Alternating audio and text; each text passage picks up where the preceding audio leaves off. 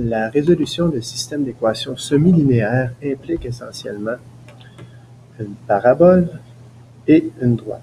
Alors, dans le fond, quand on a dans le même plan cartésien une parabole et une droite, il peut se présenter trois scénarios. Il n'y a pas d'intersection entre les deux, donc la droite passe à côté, au-dessus, en dessous de la parabole, selon l'orientation de la parabole et de la droite. Aucune solution, c'est-à-dire que je n'ai pas de couple commun.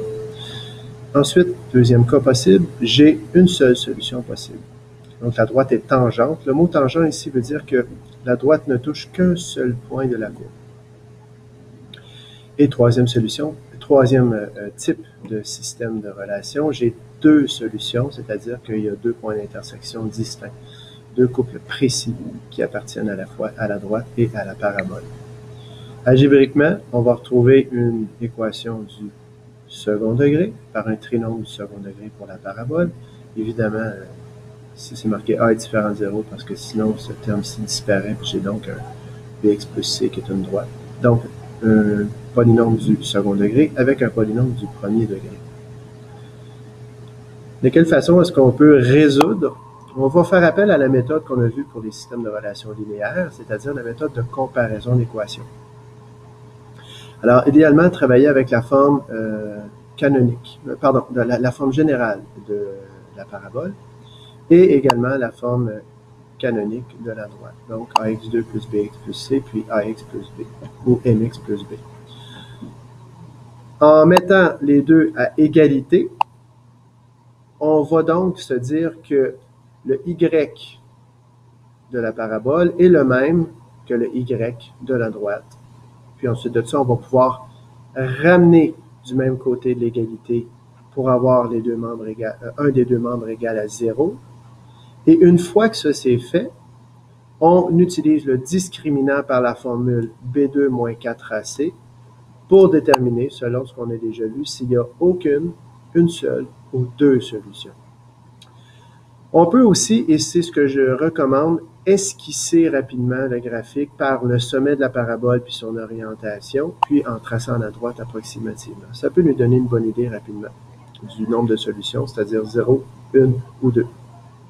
Par la suite, factoriser, si possible, ou utiliser la formule quadratique qui est moins b plus ou moins racine carrée de b2 moins 4ac sur 2a pour trouver là où les solutions.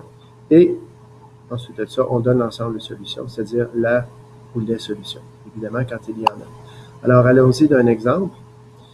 En passant, on le voit ici, c'est Allo Prof. C'est tellement bien fait, pourquoi réinventer la roue? Alors, on a un système d'équations ici qui est formé d'une parabole et d'une droite.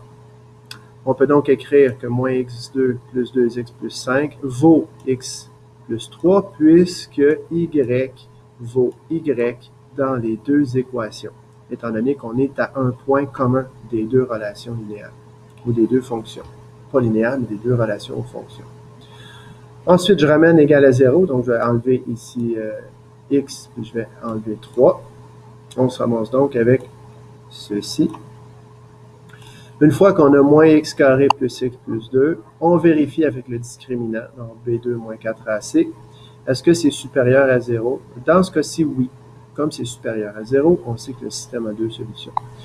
Alors de là, soit on factorise, soit on utilise la formule quadratique pour aller trouver les valeurs de x. Alors on a ici, après avoir déterminé... Okay, en passant, quand vous avez déterminé le discriminant, c'est-à-dire le radicand du radical ici, n'allez pas le recalculer. Là.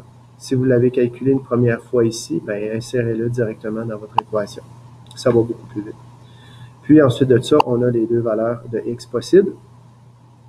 On peut valider ensuite dans les deux équations, évidemment, en prenant la valeur de x qu'on insère à la place ici du x. Donc x vaut moins 1, ça me donne ceci. Et x vaut 2, ça me donne ceci. Et je vous suggère, là vous avez trouvé donc le y du x qui va ici et le y du x qui est ici pour vous donner les deux couples.